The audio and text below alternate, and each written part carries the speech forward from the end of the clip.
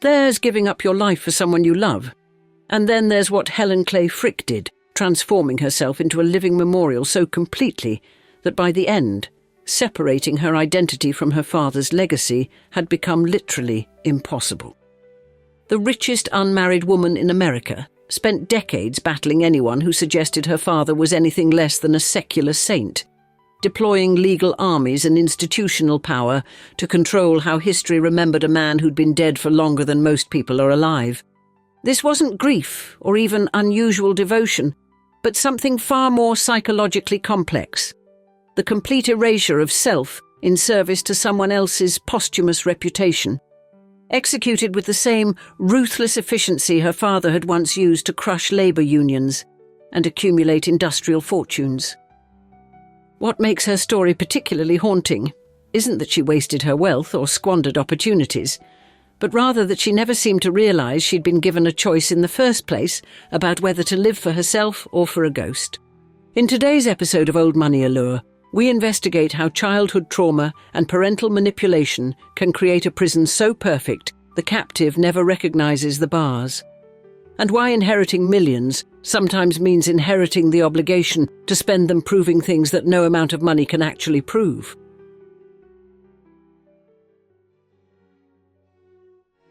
September 2nd, 1888, Clayton Estate, Pittsburgh.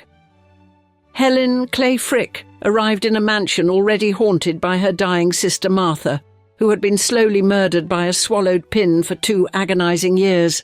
The pin had entered 2-year-old Martha's throat in 1887 and begun a 4-year journey through her small body, carving channels of infection that transformed a laughing child into a skeletal spectre. Helen's earliest memories were of Martha's screams, her fallen hair collected in small boxes, her weight dropping until hip bones jutted through nightgowns like accusations. Doctors arrived with unwashed hands and unsterilised instruments in 1891, their surgery introducing the final infection that killed Martha a week before her 6th birthday.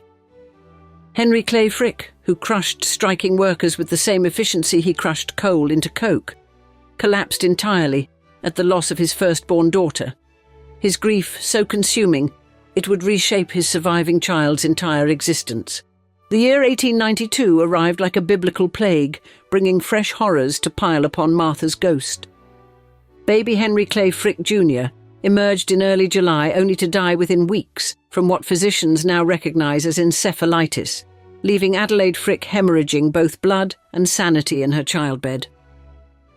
2 days after the birth, Lithuanian anarchist Alexander Berkman kicked open the door to Frick's Pittsburgh office, seeking revenge for the Homestead Strike massacre that had left workers' blood soaking into Carnegie Steel's profits. Berkman's first shot tore through Frick's earlobe, the second pierced his neck, and when the industrialist fell, a third bullet found his neck again. The anarchist then produced a sharpened steel file, stabbing Frick 4 times in the legs and torso before office workers wrestled him down. Frick, streaming blood from 7 wounds, waved away doctors and finished his afternoon's correspondence, telling his staff, "I do not think I will die. But whether I do or not, the company will pursue the same policy and it will win." 4-year-old Helen learned that afternoon that her father was made of something harder than the steel he sold, something that could absorb bullets and blade wounds without yielding. The assassination attempt transformed Clayton into a fortress. Armed guards patrolled the gardens where Helen had played. Servants underwent investigations that would shame modern security clearances. And every visitor was viewed as a potential barkman. Adelaide Frick, already fragile from losing 2 children, shattered completely, becoming what biographers delicately termed emotionally absent and chronically ill, a euphemism for a woman who had retreated so far into grief she could no longer mother her surviving child. Helen watched her mother fade into pharmaceutical hazes and darkened rooms, abdicating her role as his companion and wife to become a ghost, haunting her own life. The vacuum Adelaide left was absolute, and Henry Clay Frick abhorred vacuums as much as he abhorred unions. By age 8, Helen was reviewing her father's art purchases, her small fingers pointing at canvases while dealers marvelled at her precocious understanding of composition and provenance. She had been selected, though selected implies she had a choice, to replace everything Frick had lost. Martha's companionship, Adelaide's partnership, and perhaps even the son who would have carried on his industrial empire. Clayton's halls filled with El Grecos and Rembrandts, but for Helen, each masterpiece was another bar in an increasingly gilded cage. The traumatized child was about to be moulded into something unprecedented. A daughter who would live solely to burnish a robber baron's reputation for eternity. Henry Clay Frick's approach to child-rearing resembled his business methods.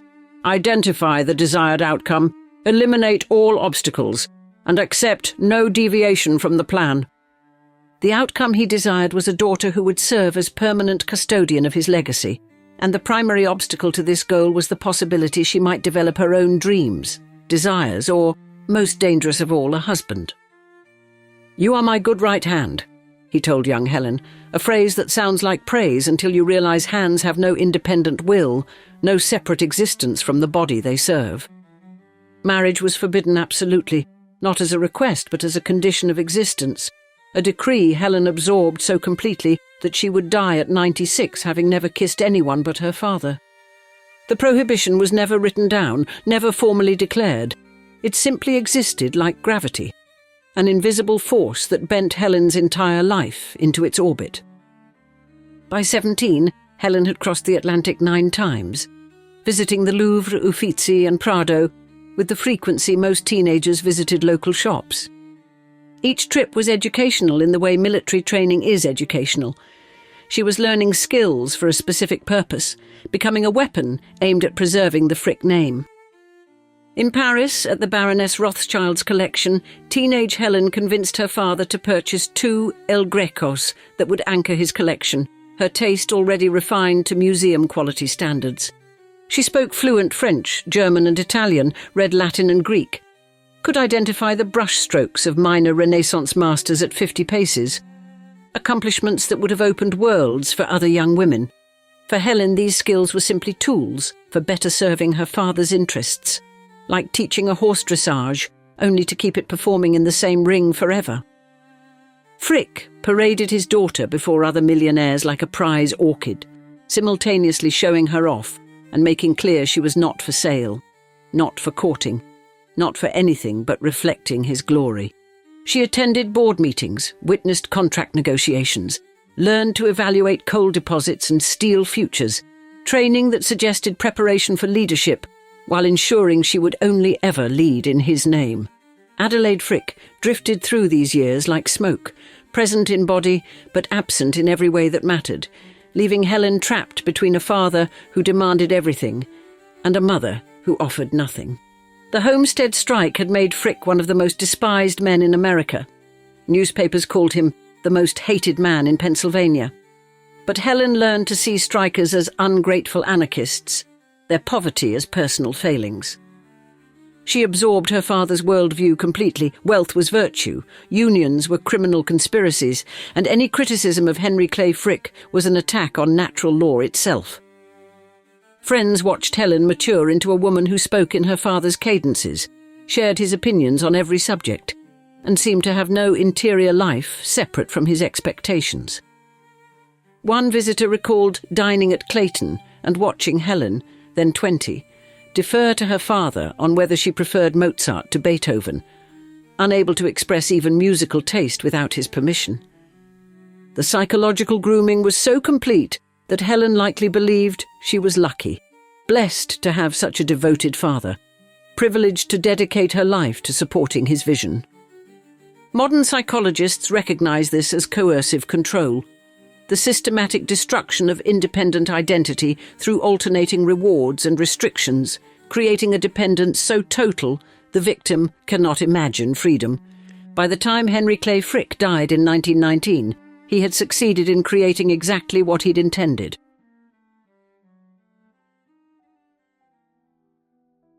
December 2nd, 1919. Henry Clay Frick's death left Helen $38 million and a purpose that would consume the remaining 65 years of her life. The will itself was a final act of control, granting Helen far more than her brother Childs, ensuring siblings would become enemies rather than allies who might question their father's legacy together. After the reading of their father's will, which greatly benefited Helen, the brother and sister were estranged for the rest of their lives. Relatives noted, watching Frick's favouritism destroy family bonds from beyond the grave. Helen emerged from mourning with the focused intensity of someone who'd found religion, except her religion had only one god, and his name was Henry Clay Frick. First came the Frick Art Reference Library in 1920, Helen's announcement that she would document every significant artwork in the Western world. A project so grandiose it could only be justified by claiming it honoured her father. She hired photographers to crisscross America between 1922 and 1967, capturing images of art in private homes, small museums, and municipal buildings most people would never see. European agents scoured the continent for auction catalogues and scholarly publications, while photographers like the Patch Brothers and Peter Jewley created an archive that would eventually exceed 1.2 million images. The scale was megalomaniacal, attempting to photograph all Western art, but Helen pursued it with the grim determination of someone fulfilling a sacred obligation rather than a personal passion. Her 1920 trip through war-devastated Europe transformed her worldview in disturbing ways, particularly her visit to the bombed ruins of Soissons Cathedral. The destruction Germans had wrought on French cultural treasures created in Helen a hatred so profound she would refuse to hire German employees or acquire German art for the rest of her life. This xenophobia, intense even by 1920s standards, revealed how completely she had internalized her father's tendency toward absolute judgments and permanent enemies. Every charitable act carried his invisible signature. Frick Park, donated in 1908, gave Pittsburgh's poor children outdoor access because such experiences had bonded Helen to her father. The Iron Rail Vacation Home provided respite for female textile workers, a peculiar charity for someone whose fortune derived from industries that crushed such workers. But Helen saw no irony, only virtue. Her service on the Frick Collections Board from 1920 to 1961 focused on acquiring works that extended her father's taste rather than reflecting her own preferences, whatever those might have been. To cease buying works of art, unless compelled to do so for financial reasons, would be a great detriment to the Frick collection, she declared, channeling his acquisitive spirit decades after his death. In 1922, the psychological weight of living for a dead man finally cracked her facade. Helen suffered a complete nervous breakdown that alarmed physicians. The timing was revealing. 3 years after Frick's death, just as she might have been expected to begin building her own life, she instead collapsed under the pressure of perpetuating his. Recovery meant returning to memorial building with renewed fervour. The breakdown had been a momentary weakness, a failure to maintain the standards her father would have expected.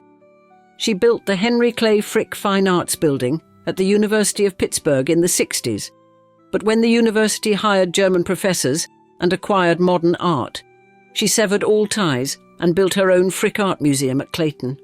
The pattern was always the same: attempt to honour her father through institutions, then withdraw in fury when those institutions developed their own vision rather than serving as pure extensions of his will.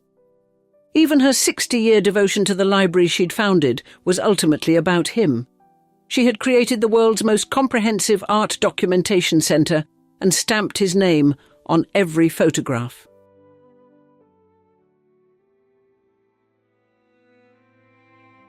By 1965, Helen Clay Frick had spent 46 years constructing monuments to her father, but historian Sylvester K. Stevens threatened to topple them all with a few mild paragraphs. Stevens had written that Frick built a similar monopoly of coal and coke production and was equally successful in beating down efforts at unionization, and called him stern, brusque, autocratic. Observations so obvious they barely qualified as criticism.